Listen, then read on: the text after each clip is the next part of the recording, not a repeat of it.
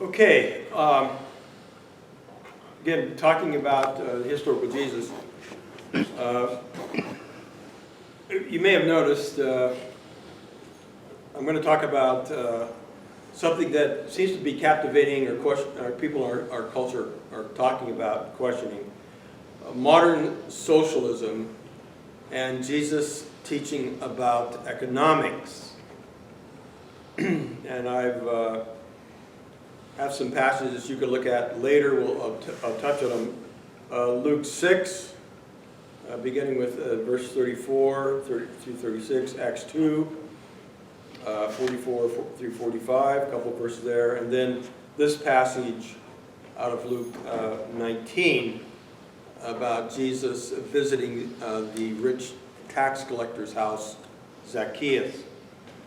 I would suggest in all of these you have Jesus' economic program. This is what Chinese intellectuals are interested in. They're thinking this might work for China. I'm thinking it might work for the globe. Mm-hmm. But my question is, what about modern secular socialism? How should we respond as Christians to the new calls for socialism in America?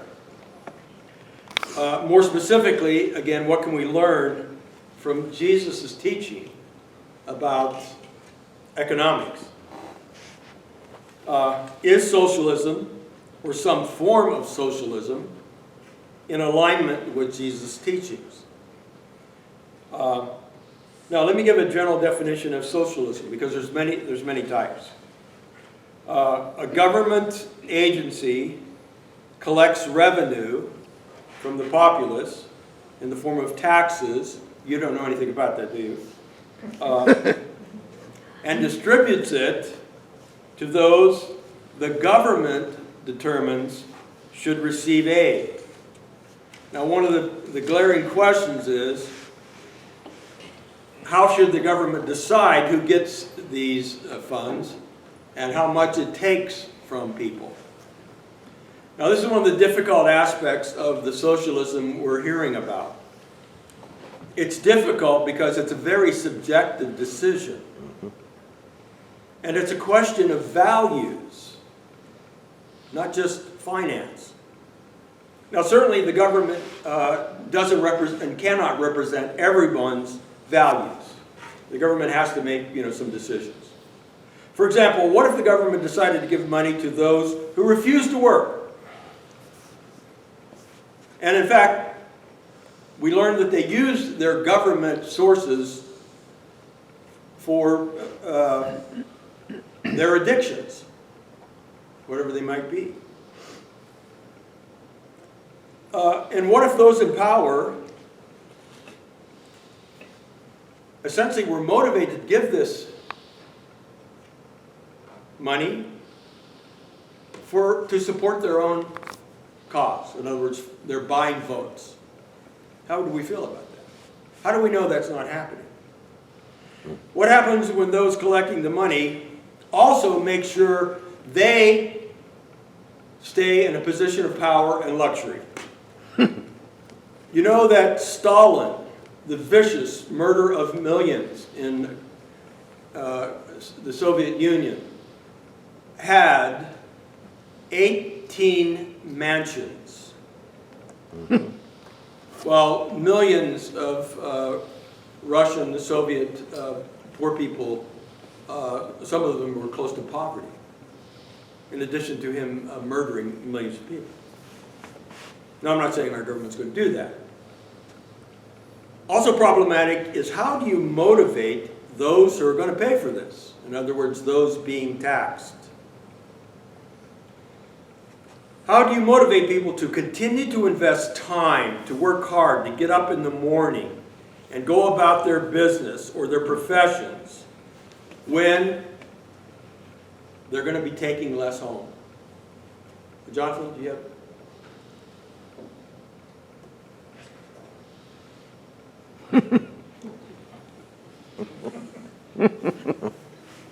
That's me. How many companies would leave America and avoid heavy taxation Oh, hell. required by socialism? Many or most? Most. It's going to be many or most, because we've already seen that. How many workers would continue to work hard if their income was not much different from those who did no work? Yeah, Huh? that's a fact. Who's going to get up in the morning and go and put up with all the stuff that people have to do in their jobs if their income is not going to be much different from those who are not working? See, the problem is incentivizing wage earners and companies to maintain this level of effort when it's going to be, their work is going to be significantly undermined. Studies show that most students attend college, still today, primarily to have a better life economically. Still one of the driving factors of why people will sacrifice to go to college. And by the way, what happens when people can make more money with a college degree? And we know that's true. Over a lifetime, college grads make approximately $1 million more than non-college grads. But what happens when that changes? Mm-hmm. Or how do you motivate people to continue to go to work hard, to make sacrifices, whether it's education or business or simply the work, to support their families when they know that that's going to be cut into? Years ago, I listened to my former brother-in-law, a gastroenterologist, who made $1 million a year in his practice, he told me. And we were sitting, we just finished a round of golf up in San Luis Obispo. I was the only non-physician at the table. And they're having a conversation amongst physicians. And I guess they trusted me. You know, I'm just this poor minister, so they probably figured I was mystified by all this money talk. Every one of these doctors, successful doctors in San Luis Obispo, was talking about getting out of the medical profession as fast as they could because they weren't getting reimbursed like they used to. Yep. Every one of them. They planned to get out of medicine. By the way, that was 25 years ago. Now, I got a question. How would socialism and socialized medicine impact the medical field? Ooh. Devastating. How many young men and women would pay the price that it requires to get accepted into medical school and make it through medical school and then start a practice if the financial remuneration or payoff was greatly reduced? That's a real question. Interestingly enough, you know, I have another career. I'm not talking about bricklaying, but teaching. At UCLA and at CSUN, the faculty there, who are all in favor of some of these other programs, have never refused a raise. Nope. They protest when the tuition goes up, but when it's time to vote for a raise, the majority of these faculty vote themselves a raise, which I find, to be honest, hypocritical. Healthcare may be a human right, I'm not questioning that, but socialized medicine, like socialism in general, is up against human nature. People feeling the pressure to support their own families and maintain a lifestyle that they've worked so hard to get may not be motivated to support others. And in fact, this is just what studies show. When asked how many would support universal health care, you get a majority of people saying yes. But when they're told how much it's going to cost them individually, it drops way down. You've seen these statistics, right? It's not secretive. It's human nature. It's a human heart. Ideally, yes. But in reality, people are going to say no. Unless somebody else is paying for it. Now, how do you motivate people to share, especially with those they don't have personal contact with? And more specifically, if it results in their personal sacrifice. Less for them, less for their families. We hear that the wealthy are going to pay for all this.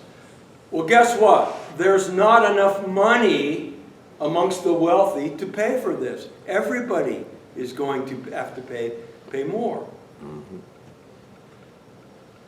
Well, listen, I personally have a problem with multinational corporations laying off workers and taking their companies overseas, where they also take advantage of the workers in other countries. Yep. Why can't Amazon pay its own workers a decent wage so they don't have to go on government support, and you and I are helping support Amazon? By the way, why did Apple have to put safety nets around one of its buildings in China where they make Apple products? Because the workers were committing suicide. Yep. The Chinese workers, young people, were committing suicide to such an extent. Anybody heard this? Yeah. Yeah. They had to put nets around. We're counting on those people to jump in and help out with this? I support America that shows compassion for the elderly and for those in need. Amen. These are difficult moral decisions. I need help deciding what's the best as a follower of Jesus when it comes to this stuff. So what did Jesus teach and practice that might help us? Was Jesus a socialist? Well, not in the modern sense. And again, there's so many different forms of socialism. By the way, you all know Karl Marx was influenced by Jesus' teachings. Mm-hmm. Now, I'm not sure that Marx completely understood Jesus, but he was impressed with what Jesus said. So part of Marxism, communism, socialism was inspired by the teachings of Jesus. So again, I ask, was Jesus a socialist? Would Jesus have been in favor of the government collecting and redistributing revenues to those it deemed worthy? Well, let me suggest a couple things. First of all, in Luke chapter 6, Jesus instructs his followers to give without expecting in return. Mm-hmm. When you do help somebody, don't expect in return. That was, in fact, anthropologists call that general reciprocity. You give, not expect. And who did they reserve that for in the first century? For family members. When your neighbor borrowed something and you gave it to your neighbor, it was balanced reciprocity. You give me, 10 bushels of wheat to get me through the drought, and I expect 10 bushels of wheat back, when you get it. If not, there'll be penalties. There'll be debt. So, in other words, Jesus required his followers to treat each other like family. Jesus even instructed his followers to help their enemies based upon the compassion of God. Read Luke 6. It's powerful, man. Imagine a world like that. Jesus' followers could decide to follow Jesus' instruction here or not. In other words, but Jesus did not make it mandatory. He did not make it a law. Jesus understood the problem of motivation of the heart. It's only when your heart is motivated that you can freely give, and that was the standard of Jesus and the early Christians. It was based upon the compassion of God, not a government regulation, that they would reach out to those in need. Government bureaucracies do not operate on compassion. No. Government regulation and tax laws cannot, will never transform people's hearts to have compassion for others in need. This is why the church needs to be around. This is a great difference between Jesus and his community and secular socialism. According to Luke and Acts, based upon the individuals in the church's own motivation and decision to help in the Christian community, they gave according to their own capacity to those, Luke says, in need. Some actually sold properties. I mean, obviously these are Christians that had some wealth. They actually sold these properties to help those in need in the church. But there was no demand or compulsion to this. When you joined the Christian community, somebody didn't say, well, first of all, you're going to have to sell that, extra cow you own or something. No, none of that. So let me close with an example. Luke also mentions in chapter 19 the story of Zacchaeus, the rich Jewish tax collector. Now, such Jews were considered enemies and sinners by other Jews because they purchased their capacity to collect taxes for the enemy of the Jews, the Romans. So none of the Jews liked these Jewish tax collectors. Zacchaeus would have been one of them, collecting money from common Jews, giving it to Rome. Interesting enough, Jesus is out one day, strolling through the crowds. Zacchaeus is there, and Jesus cites Zacchaeus. I don't know all the background of the story, but he sees Zacchaeus and he says, Zacchaeus, I must go to your house. As soon as he said that, the rest of the Jewish crowd started murmuring. What?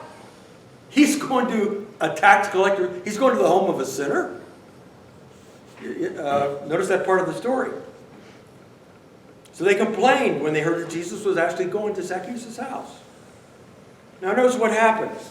When Zacchaeus gets to, when Jesus gets to Zacchaeus' house, he doesn't ask Zacchaeus for anything. The next thing we hear is Zacchaeus, of his own volition, his own will, blurts out to Jesus, calls him Lord. Lord, half my possessions I give to the poor, and if I have cheated anybody, I'm going to give them 4 times over. Jesus didn't say anything.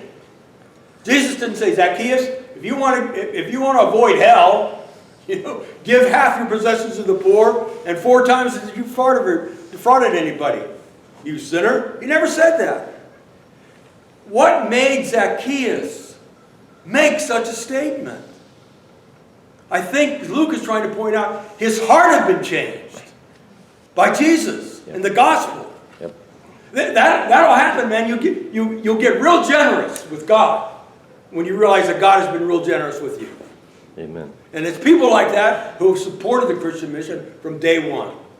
When that offering plate goes around, nobody is pushing you, nobody is threatening you, nobody's insisting you give anything. It's up to you and God.